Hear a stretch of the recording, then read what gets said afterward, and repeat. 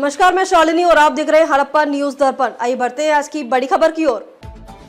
भारत सटीक मौसम पूर्वानुमान में विकसित देशों के समकक्ष पहुंचा। अमित शाह ने मोदी सरकार को लेकर कही ये बात। केंद्रीय गृह मंत्री अमित शाह ने मंगलवार को कहा कि एक दशक पहले भारत मौसम पूर्वानुमान में काफी पीछे था, लेकिन अब प्रधानमंत्री नरेंद्र मोदी के नेतृत्व में देश इस मामले में विकसित देशों के समकक्ष पहुंच गया है।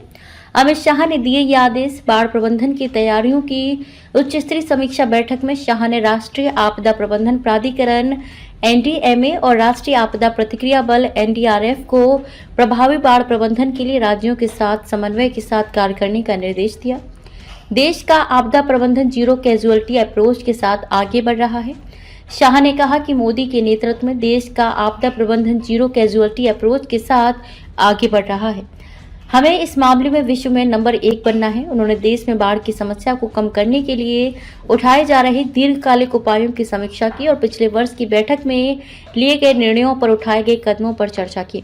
उन्होंने बैठक में बाढ़ प्रबंधन के लिए विभिन्न एजेंसियों द्वारा अपनाई गई नई तकनीकों और उनके नेटवर्क के विस्तार पर चर्चा की। उन्होंने बाढ़ नियंत्रण और जल प्रबंधन के लिए विभिन्न केंद्रीय एजेंसियों द्वारा अंतरिक्ष प्रौद्योगिकी के अधिकतम उपयोग पर जोर दिया। अमित शाह ने कही ये बात। उन्होंने जल शक्ति मंत्रालय (एनडीएमए) और national remote sensing centre (NRSC) को ग्लेशियल झीलों की निगरानी करने और किसी भी प्रकार के विस्फोट की स्थिति में समय पर कदम उठाने की सलाह भी दी। शाह ने कहा कि एनडीएमए को राज्य प्राधिकरणों के साथ बाढ़ की तैयारियों और निवारण के लिए समन्वय करना चाहिए।